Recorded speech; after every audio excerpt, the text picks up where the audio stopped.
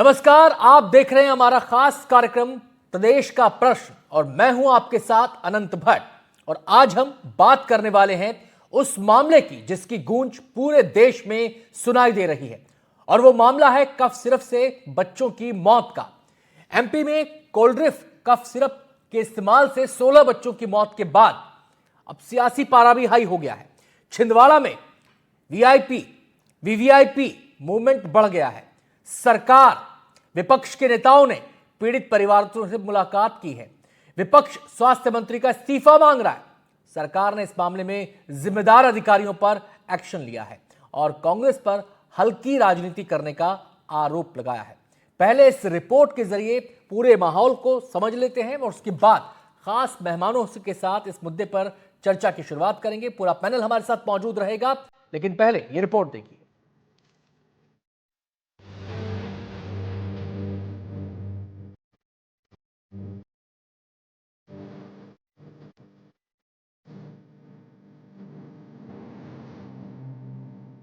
कोल्ड्रिफ्ट cough syrup से बच्चों की मौत पर अब राजनीतिक रोटियां सेकी जा रही है।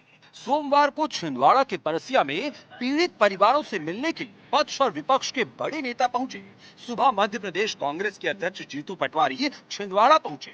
जुनारदेव में जीतू पटवारी ने पीड़ित परिजनों से मुलाकात की। जीतू पटवारी ने सरकार से पीड़ितों को 1-1 करोड़ का मुआवजा देने की मांग की, साथ ही स्वास्थ्य मंत्री का इस्तीफा भी मांगा।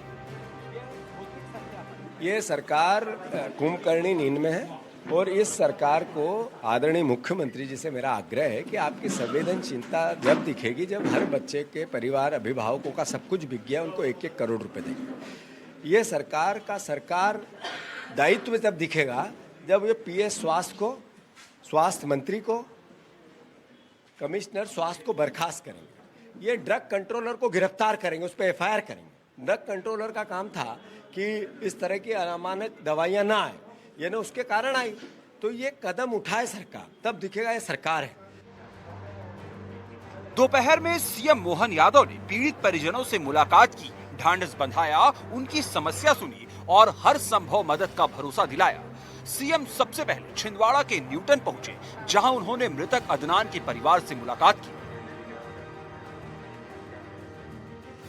इसके बाद सीएम परसिया पहुंचे और दूसरे बच्चे के परिवार से मुलाकात की। सीएम ने परिवारों को हर संभव मदद का भरोसा दिलाया। बच्चों के परिजनों से मुलाकात के बाद सीएम ने मीडिया से चर्चा की और कहा कि इस मामले में जिम्मेदारों पर सख्त कार्रवाई की जा रही है। इस घटना के बाद सीएम मोहन यादव ने उच्च स्तरीय बैठक भी की। बैठक में सीएम ने कई जरूरी दिशा निर्देश जारी किए,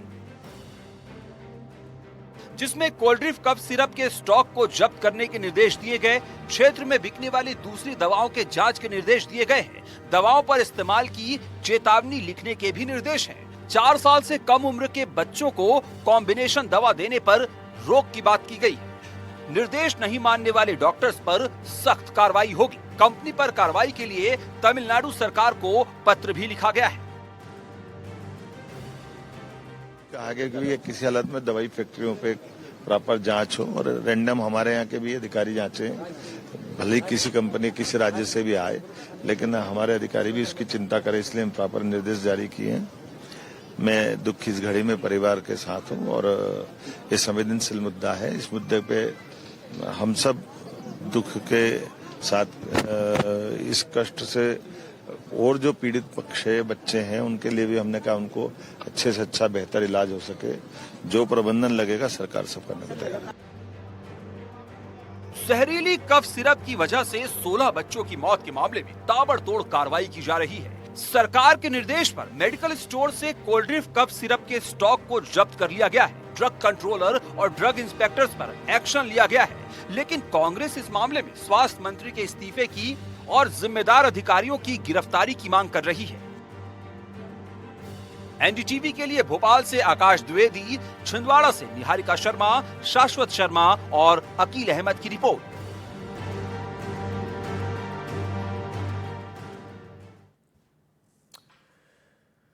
तो सवाल कई हैं और इन सवालों के जवाब लगातार तलाशे जा रहे हैं। सबसे बड़ा सवाल तो ये कि कार्रवाई किस दिशा में आगे बढ़ रही है। तो सीएम आज जब पीड़ितों से मिलने पहुंचे तो उन्होंने साफ कर दिया कि इस मामले में जीरो टॉलरेंस के साथ वो आगे बढ़ रहे हैं। ताबड़तोड़ कार्रवाई की जा रही है। अधिकारियों की फहरिस्त भी सामने आ गई जिन जिन पर गाज गिरी है। ड्रग कंट्रोलर को हटाया गया है, कुछ ड्रग इंस्पेक्टर निलंबित कर दिए गए हैं। जो स्टॉक रख रहे थे इन दवाओं का, उन तमाम फार्मा कंपनियों पर कार्रवाई हुई है, पूरे स्टॉक को सीज कर दिया गया है। लेकिन कांग्रेस जो कि विपक्षी पार्टी है, सवाल उठा रही है। विपक्षी पार्टी होने के नाते वो अपना फर्ज निभा रही है। तो आज तमाम पहलुओं पर विस्तार से चर्चा होगी। हमारे साथ कौन कौन से मेहमान हैं ये हम सबसे पहले आपको बता देते हैं। डॉक्टर प्रेम व्यास हैं जो कि प्रवक्ता हैं बीजेपी के, वो हमारे साथ जुड़ रहे हैं। अजीत भदौरिया जी हमारे साथ हैं, प्रवक्ता हैं कांग्रेस के, वो भी हमारे साथ जुड़ रहे हैं। डॉक्टर जेपी कपूर बाल रोग विशेषज्ञ भी हमारे साथ जुड़ चुके हैं। और अरविंद खरे जी हैं जो कि रिटायर्ड डीएसपी हैं। सभी मेहमानों का बहुत बहुत स्वागत है। और अरविंद खरे जी हमें बताएंगे कि पुलिसिया कार्रवाई अब आगे कैसे बढ़ेगी, क्योंकि एक तरफ प्रवीण सोनी है जिनके खिलाफ एफआईआर दर्ज हो चुकी है, न्यायिक हिरासत में है फिलहाल। दूसरी तरफ वो दवा कंपनी, उसके संचालक कर्ता धर्ता हैं जिनके खिलाफ भी केस दर्ज हो चुका है। तो कानूनी कार्रवाई उनसे समझेंगे, मेडिकल पक्ष डॉक्टर साहब से समझेंगे, और इस मसले को लेकर जो सियासी बयानबाजी हो रही है उस पर बातचीत करने के लिए दोनों सियासी मेहमान हमारे साथ मौजूद हैं।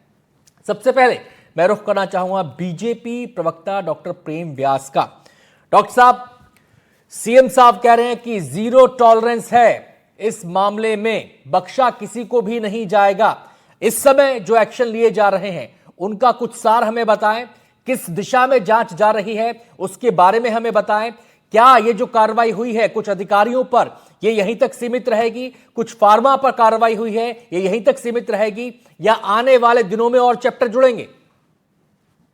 देखिए, निश्चित रूप से आनंद जी, सबसे पहले तो अत्यंत दुखद और हृदय विदारक घटना थी जिस तरह के 24 तारीख के बाद में लगभग 7 तारीख को पहले बच्चे की मृत्यु हुई। और उसी समय से प्रदत्त किया गया था कि वहां पर नेशनल इंस्टीट्यूट ऑफ वायरोलॉजी, दूसरा आईसीएमआर की टीम, तीसरा नीरी की टीम वहां पर सैंपल लेने पहुंच गई थी, सीडीएससीओ की टीम वहां पर पहुंची थी, एम्स नागपुर वहां पर जो बच्चों की देखरेख के लिए पहुंचा था। तो मुझे लगता है प्रथम दिन ही जब जिस तरह की घटना आई थी, संपूर्ण संवेदनशीलता के साथ में जांच प्रदत्त की गई थी। कई सारी विशेषज्ञ समितियों का निर्माण किया गया था, उन्होंने जांच करी थी। और जिस तरह से आज आदरणीय मुख्यमंत्री जी पहुंचे, हम पूर्व से कहते आ रहे थे कि जिस भी व्यक्ति के खिलाफ साक्ष्य प्रदत्त होंगे निश्चित रूप से उस पर कार्रवाई की जाएगी। और जो व्यक्ति इसमें दोषी पाए जाएंगे, आप देखेंगे जीएमपी लाइसेंस होता है जिसको राज्य सरकार से अनुमति लेते हैं। अनुमति लेने के लिए लाइसेंस की जो है ड्रग कंट्रोलर उसके लिए रिस्पॉन्सिबल होता है। आज कार्रवाई की गई ड्रग कंट्रोलर पे। दूसरा जो डीआईस होते हैं, ड्रग कंट्रोलर पर क्या कार्रवाई हुई है सर? जैसे उप संचालक खाद्य औषधि है उनको निलंबित कर दिया गया है। दूसरा जो औषधि मैंने एक स्पेसिफिक सवाल आपसे पूछा, ड्रग कंट्रोलर पर क्या कार्रवाई हुई है? मतलब उन्हें सस्पेंड किया गया है, ट्रांसफर किया गया, ये जरा स्पष्ट कर दें दर्शकों के सामने। बिल्कुल, आज ट्रांसफर किया गया है, नोटिस प्रदत्त किया गया है। उनकी निगरानी में जो टीम थी, जो औषधि, आप खुद कह रहे हैं कि ड्रग कंट्रोलर की जिम्मेदारी होती है कि दवा मानकों पर खरी उतर रही है नहीं उतर रही है, ये जांचना ड्रग कंट्रोलर का काम है। आप ये मानते हैं इस बात को? जी बिल्कुल, इसीलिए मैं आगे का बता रहा हूं, उनके अंडर डीआई होता है। मैं भी आगे का सवाल सर, पहले ड्रग कंट्रोलर पर फोकस कर लीजिए, पहले ड्रग कंट्रोलर पर फोकस कर लीजिए। आपने बताया कि उनका ट्रांसफर कर दिया गया है, नोटिस जारी कर दिया गया है, ये हो गया है। आप ये कह रहे हैं कि मानकों की तय करने की जिम्मेदारी, सुनिश्चित करने की जिम्मेदारी ड्रग कंट्रोलर की होती है, आप ये भी मान रहे हैं, हम सभी मानते हैं, आप क्या मान रहे हैं, सबको पता है। अब क्या ट्रांसफर कर देना काफी है? जिस डॉक्टर ने प्रिस्क्रिप्शन लिखा उस पर एफआईआर हो गई, न्यायिक हिरासत में है। ड्रग कंट्रोलर, क्या उन्होंने अपनी जिम्मेदारी का निर्वहन पूरी उससे किया, शिद्दत से किया? यह सवाल मेरा है आपसे। आनंद जी, आपको जी देखिए, प्रथम दृष्टया जी जो ड्रग कंट्रोलर के अंडर में जिन अधिकारियों को निरीक्षण करना था, सर्वप्रथम उन पर आज जांच प्रदत्त हो चुकी है, पहले निलंबन की कार्रवाई हुई है, उसके बाद स्थानांतरण की कार्रवाई, और उसके बाद में आदरणीय मुख्यमंत्री जी ने स्पष्ट रूप से कहा कि जीरो टॉलरेंस के साथ में कार्रवाई की जाएगी। और जांच बिल्कुल, मुख्यमंत्री जी की इस बात को भी हम मान रहे हैं। उन्होंने कहा है आज जीरो टॉलरेंस मतलब जीरो टॉलरेंस, कोई बख्शा नहीं जाएगा। पीड़ित परिवारों को यही वादा करके वो आए हैं और प्रदेश की जनता भी ये चाहती है कि मुख्यमंत्री ने जो कहा है चीजें उस दिशा में लगातार आगे बढ़े, और बढ़ती दिख भी रही हैं। लेकिन मेरा सवाल ड्रग कंट्रोलर को लेकर था। आपने कहा कि ट्रांसफर किया गया है, क्या यह कार्रवाई काफी है? नहीं, मैंने इसीलिए कहा प्रथम कार्रवाई की गई है क्योंकि उनके अंडर में जो लोग थे उनको निलंबित किया है। जांच प्रदत्त हो रही है, भूमिका तय करने के बाद में कठोर कार्रवाई की जाएगी। प्रथम दृष्टया जो लोग इसमें इन्वॉल्व पाए गए थे, जिनकी लापरवाही पाई गई थी, निश्चित रूप से उनको निलंबन की प्रक्रिया झेलनी पड़ी। दूसरी तरफ जो डॉक्टर थे, फार्मासिस्ट थे, फार्मास्यूटिकल कंपनी थी, उस पर एफआईआर भी दर्ज की गई। तीसरी जानकारी मैं इसीलिए आपको दे रहा हूं कि जांच प्रदत्त होने के बाद में बड़े से बड़ा अधिकारी हो या छोटे से छोटा अधिकारी, पूर्व में हम सुनिश्चित कर, तो इसीलिए मैंने कहा आपसे। चलिए मैं आता हूं प्रेम जी आपके पास। इस समय हमारे साथ अजीत भदौरिया जी भी इस समय जुड़ चुके हैं, क्योंकि जीतू पटवारी बड़े सवाल उठा रहे हैं कि इसका इस्तीफा मांग लो, उसका इस्तीफा मांग लो, इतना मुआवजा दे दो, ये कर दो, वो कर दो। ये सारी बातें उनकी तरफ से आई हैं आज जब उन्होंने दौरा किया है। जाहिर सी बात है, विपक्षी दल है तो इतने गंभीर मुद्दे पर उसको सामने आना ही पड़ेगा। अजीत जी, अभी आपने सुना प्रेम व्यास जी को, आपने दिन में सुना होगा मुख्यमंत्री मोहन यादव जी को भी। आज वो परिवार से मिले, पीड़ितों से मिले और उन्होंने कहा कि कोई बख्शा नहीं जाएगा, जो जो जांच के दायरे में आएगा, जो दोषी पाया जाएगा, बख्शा नहीं जाएगा। ये जो कार्रवाई लगातार हो रहा है, एक्शन जो लगातार हो रहा है, क्या आपको लगता है कि सही दिशा में चीजें बढ़ रही हैं? अनंत जी, कितने अच्छे शब्द लगते हैं, जीरो टॉलरेंस, बख्शा नहीं जाएगा, कड़ी कार्रवाई की जाएगी। ये कहने में कितने अच्छे लगते हैं। अगर ये शब्दों को वास्तव में मोहन यादव और भारतीय जनता पार्टी की सरकार अपने प्रशासनिक कार्य में चरितार्थ कर रही होती ना, तो एमवाय हॉस्पिटल में आदरणीय अनंत जी जो बच्चों को चूहों ने कुतरा था, मैं सर पहले भी 2-3 बार डिस्कशन में ये हुआ है। प्लीज मैं अब देखिए अजीत जी, मैं रिक्वेस्ट करता हूं आपसे, हाथ जोड़ के रिक्वेस्ट कर रहा हूं कि छिंदवाड़ा के मामले पर हम इस कफ सिरप के मामले पर रहें, इससे विषयांतर ना करें, इसे सियासत का खेल ना बनाएं। मैंने आपसे एक सवाल पूछा, आपका नजरिया उस पर जानना चाहा, तो उस पर अपना नजरिया बता दीजिए भाई साहब। मत याद कीजिए एमवाय हॉस्पिटल को, 16 बच्चे गए हैं, 16 बच्चे गए हैं, 16 बच्चे गए हैं, इस पर सियासत से कुछ मिलेगा नहीं। मैं आपका नजरिया जानना चाह रहा हूं, बस अपना नजरिया बताइए। कहां सियासत कर रहा हूं? मैं तो बता रहा हूं जो मुख्यमंत्री ने शब्द कहा है। अगर वो प्रशासनिक नहीं, आप एमवाय अस्पताल पहुंच गए, आप एमवाय अस्पताल पहुंच गए, सियासत नहीं तो और क्या है? आप सीधा छिंदवाड़ा पे बात कीजिए ना सर। यार आप सुनिए, आप एमवाय अस्पताल का इसलिए उदाहरण दे रहा हूं कि पहले भी बच्चों के साथ इसी स्वास्थ्य सेवाओं में लापरवाही बरती गई। एनसीआरबी के आंकड़े कह रहे हैं कि मध्य प्रदेश देश में नंबर 1 बच्चों पे अत्याचार में है। आप देखिए, प्रशासनिक अगर कार्रवाइयां होती और प्रशासनिक जो जीरो टॉलरेंस, कठोर कार्रवाई, ये शब्दों का अगर चरितार्थ होता ना, आप तो कह रहे हैं वो 16 बच्चों के जनाब, मैं तो ये 16 बच्चों के फोटो देख रहा हूं, उम्र देख रहा हूं, नाम देख रहा हूं, आत्मा कलप रही है। पूरे एक उनकी जो हर बच्चे के माँ बाप की आत्मा कलप रही है। डर रहा है हर माँ बाप कि किसके बच्चे ने कौन सा सिरप पी लिया होगा। और आज ये हो रहा है कि ट्रांसफर करने पर ही मात्र कह रहे हैं कि कड़ी कार्रवाई हो गई साहब, नोटिस जारी हो गया। अरे थोड़ी नैतिकता है भारतीय जनता पार्टी के लोगों आप में। स्वास्थ्य मंत्री आपका कहता है, deputy CM Rajendra Shukla syrup की कंपनी को प्राथमिक रूप से क्लीन चिट दे देते हैं। आपके डिप्टी सीएम, डिप्टी राज्य मंत्री नरेंद्र शिवाजी पटेल, जिनकी जिम्मेदारी थी ड्रग्स कंट्रोल की मुआयना करने की, उन्होंने नहीं किया।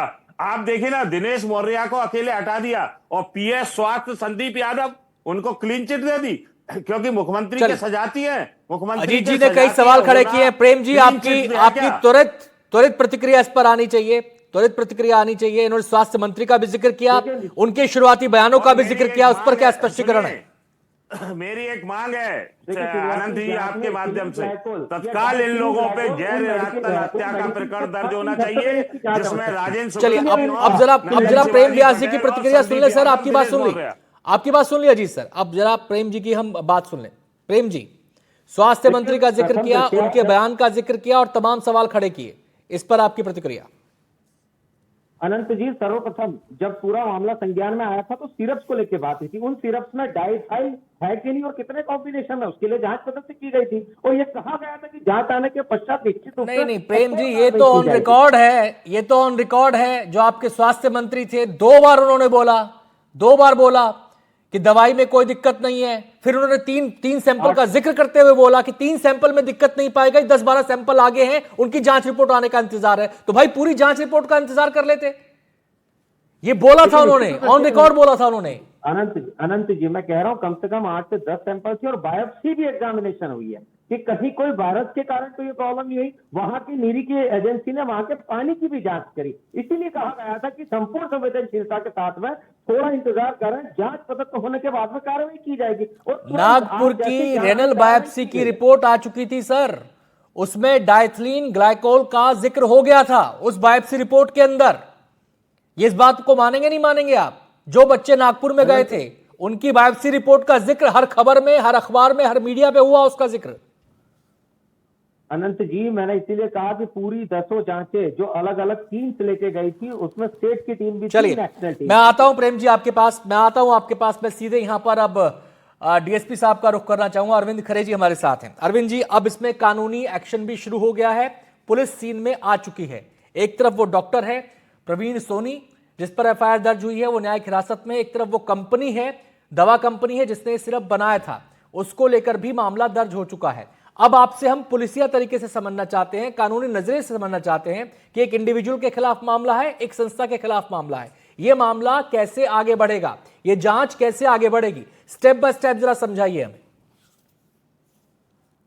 जी, सबसे पहले मैं कुछ आपको जानकारी देना चाहूंगा। जी जो ड्रग्स कंट्रोल एक्ट है 1940 का, जी। मतलब 80 साल पुराना, उसके तहत पुलिस को एफआईआर करने का अधिकार नहीं है। जी दूसरा, मध्य प्रदेश का जहां तक बात है, मध्य प्रदेश में 9,340 मेडिकल स्टोर, 267 दवा फैक्ट्रियां जी और सिर्फ मात्र 60 ड्रग इंस्पेक्टर हैं। तो इनका जो अमला है, ड्रग इंस्पेक्टर का जो चल रहा है एफआईआर सस्पेंड, इनके बस के कुछ नहीं है, बहुत ही कम है। अब रहा पुलिस नजरिए की बात। पुलिस में ड्रग्स एक्ट के अंतर्गत पुलिस एफआईआर नहीं कर सकती। पुलिस ने एफआईआर की होगी 307 बीएनएस की धारा और निग्लिजेंट की। हाँ, बीएनएस की धारा के तहत ही मामला दर्ज हुआ है सर। डॉक्टर पे भी मामला दर्ज हुआ है और कंपनी पर जो है उस पर भी पुलिस का जो मामला दर्ज हुआ है वो भी जांच के दायरे में है। जी वो बीएनएस के अंतर्गत हुआ है भट्ट साहब, मैं वही बोल रहा हूँ। हाँ हाँ, कि वही मेडिकल मैं भी कह रहा हूँ, एक्ट वही में मैं भी कह पुलिस रहा को अधिकार इंटरफियर का है ही नहीं। जी। इसी कारण पूरे मध्य प्रदेश का तो एग्जाम्पल बता रहा आपको, पूरे हिंदुस्तान में जो दवा फैक्ट्रियां हैं और दवा जो निर्माता लोग हैं और जो मेडिकल स्टोर हैं, बेधड़क ऊट पटांग दवाइयां बेचते आ रहे हैं और पुलिस को इसमें कोई कानूनी अधिकार नहीं है। क्योंकि एफआईआर इसलिए हुई है कि प्रशासन के या राजनीतिक इच्छा शक्ति मैं सर ने केवल जानकारी के लिए, सहारा लिया। केवल जानकारी के लिए, ज्ञानवर्धन के लिए मैं केवल आपसे जानना चाहता हूं कि ऐसे मामलों में जहां पर मृत्यु हो जाती है किसी दवा के कारण और उस दवा के अंदर अगर मिलावट पाई जाती है, कोई टॉक्सिन पाया जाता है और कोई पीड़ित आता है पुलिस के पास, तो क्या पुलिस तब भी शिकायत दर्ज नहीं कर सकती? पुलिस मेडिकल कॉस्मेटिक एक्ट में एफआईआर दर्ज नहीं करेगी 307 में, और निग्लिजेंट में एफआईआर दर्ज करके जांच करती है जी। और फिर उसके बाद एक्सपर्ट और मेडिकल और एफएसएल की रिपोर्ट लेती है। जी। और ये जो कांग्रेस के हमारे सर हैं जिनसे भी हम बातचीत कर रहे थे, अजीत भदौरिया जी, ये कह रहे हैं कि गैर इरादतन हत्या का मामला इसमें दर्ज होना चाहिए। इसको लेकर आपकी क्या प्रतिक्रिया है? नहीं, ये पुलिस का एफआईआर तो दर्ज जरूर कर लेती है, लेकिन चार्जशीट पेश करने के पहले साक्ष्यों का संकलन कर कोर्ट में पेश करती है। उसे पुलिस को साबित करने पड़ता कि जानबूझ के गैर इरादतन हत्या का प्रयास हुआ कि वैसे ही। जी। अब ये बताइए कि एक इंडिविजुअल के खिलाफ, यहां पर डॉक्टर के खिलाफ केस दर्ज हुआ है, बीएनएस की धाराओं में हुआ है, वो न्यायिक हिरासत में भेज दिए गए हैं। अब डॉक्टर से किस तरीके से पूछताछ आगे बढ़ेगी? देखिए आनंद जी, मैं आपको स्पष्ट कर दूं, एफआईआर अलग चीज है, चार्जशीट अलग चीज है। जी। चार्जशीट पहले करने के पहले पुलिस को साक्ष्यों का संकलन करना पड़ेगा टेक्निकली, दवा कंपनियों से, एफएसएल से, जो जांच कंपनियां हैं, लेबोरेटरी, उनसे जांच के बाद ही, और फिर ये पाया जाएगा उसका इंटेंशन क्या था हत्या करने का बच्चों का। मेरे को नहीं लगता कि कोई दुनिया कोई डॉक्टर छोटे बच्चों को हत्या करने के प्रयास मतलब ये गैर इरादतन हत्या वाला जो मसला है, ये पॉलिटिकल गिमिक तो हो सकता है, लेकिन कानूनन इसे देखना, कानूनन इसे साबित करना, आप कह रहे हैं कि इतना आसान नहीं है। नहीं, आसान नहीं है। पुलिस की पूरी जांच करेगी, जांच के बाद ही चार्जशीट न्यायालय में पेश करेगी। चलिए अब आ जाइए कंपनी पर सर। कंपनी है चेन्नई की, कंपनी है चेन्नई की, मामला हुआ है मध्य प्रदेश के अंदर। यहां से जांच का दायरा कैसे आगे बढ़ेगा? जो कंपनी के संचालक हैं, जो कर्ता धर्ता हैं, उन तक कैसे पहुंचा जाएगा? उसका तो प्रावधान है, लॉ में प्रावधान है। घटना जहां पर हुई है वहां की पुलिस को अधिकार है, वो हिंदुस्तान में किसी भी कोने में जाके अपराधी के यहाँ छापा मार सकती है, अपराधी को अरेस्ट कर सकती है, उसमें कोई समस्या नहीं है। पुलिस के कार्य क्षेत्र में कोई समस्या नहीं है, पुलिस कहीं पर भी जाके अपना एक्शन कर सकती है। लेकिन इसमें 2 केस रजिस्टर्ड होंगे आनंद जी।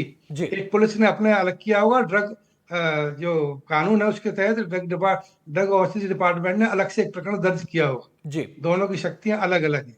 ये सारी दवाओं की शक्तियां हैं, ये ड्रग कंट्रोल के पास ही होती है। जी, अब जो ये ड्रग कंट्रोल से जुड़ा महकमा है, ये जो अपनी जांच करेगा, ये जांच क्या एक दूसरे को सपोर्ट करेगी पुलिस की जांच को, या दोनों जांचें अलग अलग दिशा में चले, अलग अलग तरीके से, दिशा नहीं, अलग अलग तरीके से चलेंगी, आगे बढ़ेंगी? नहीं, दोनों आपस में सामंजस्य करके ही चलेंगे जी, एक दूसरे को सहयोग देंगे।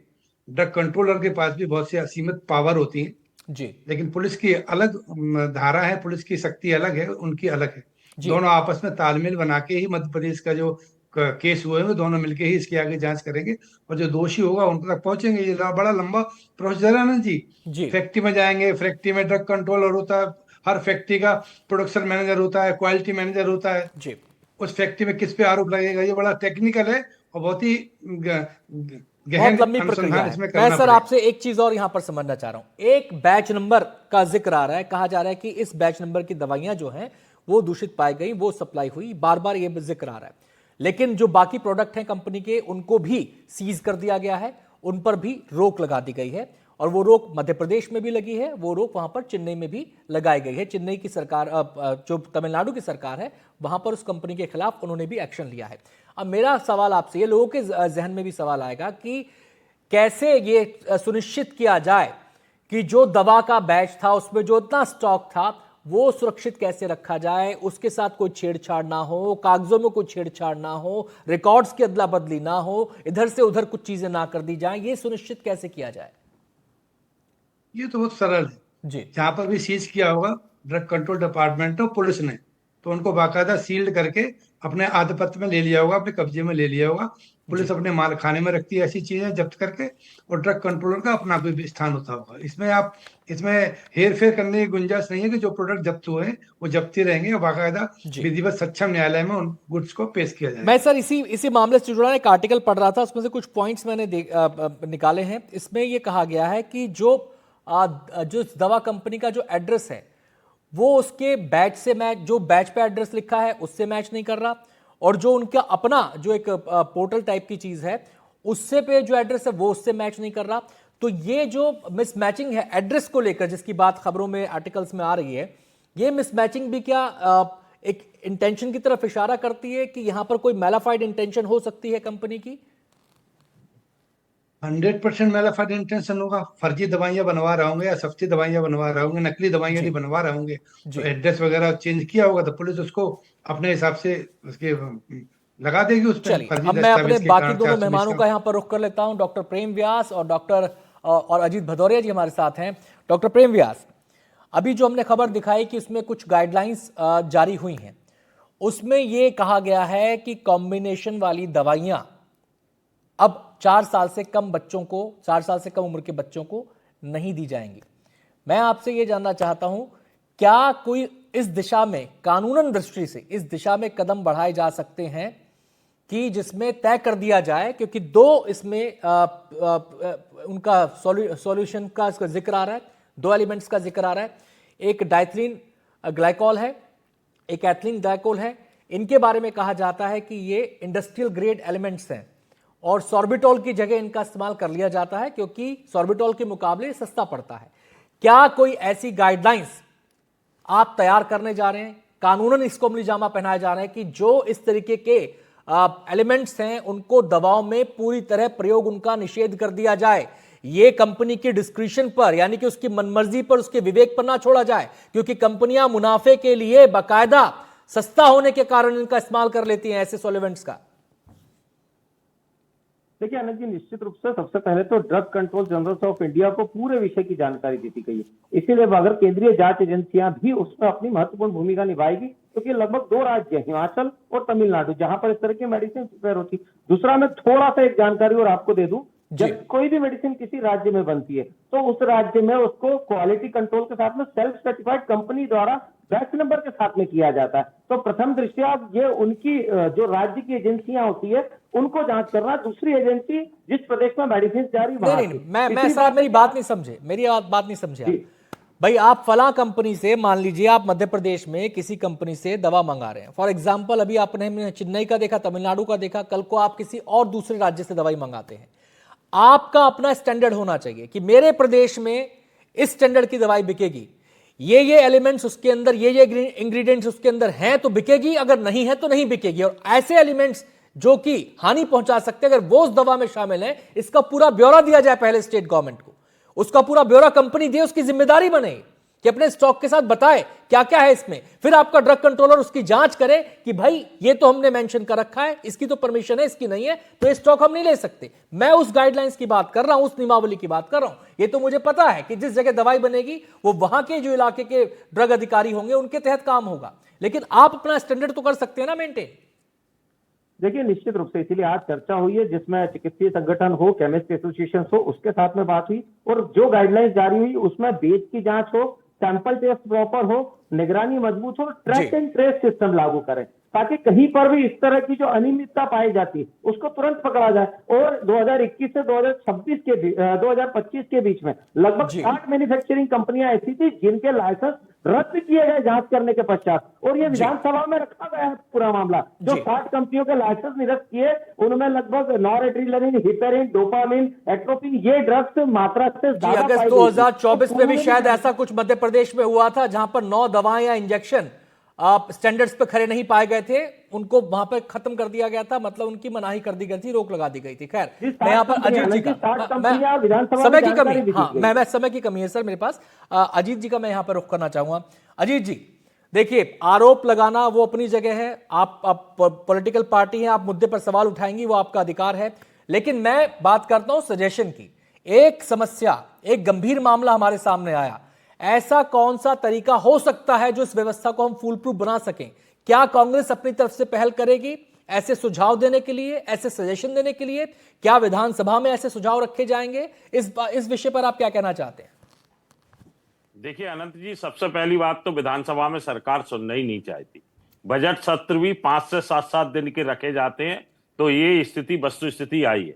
सबसे पहले कांग्रेस पार्टी सजेस्ट करती है जो मुख्यमंत्री जी की प्रशासनिक क्षमता होना चाहिए, और जो मुंह, जो जुबान से उनके शब्द निकले वो वास्तव में दिल से निकले हुए शब्द होना चाहिए, और उसको कलम के माध्यम से क्रियान्वित होना चाहिए। एक उदाहरण दूंगा बहुत छोटा सा, प्रशासनिक लेखा एजेंसी का, यही मुख्यमंत्री जी का 6 अक्टूबर 2024 को भोपाल में एमडी ड्रग्स की फैक्ट्री पकड़ी गई थी, और फिर 16 अगस्त 2025 को फिर पकड़ी गई हुई दूसरी फैक्ट्री, और पकड़ने वाली अन्य राज्य की पुलिस।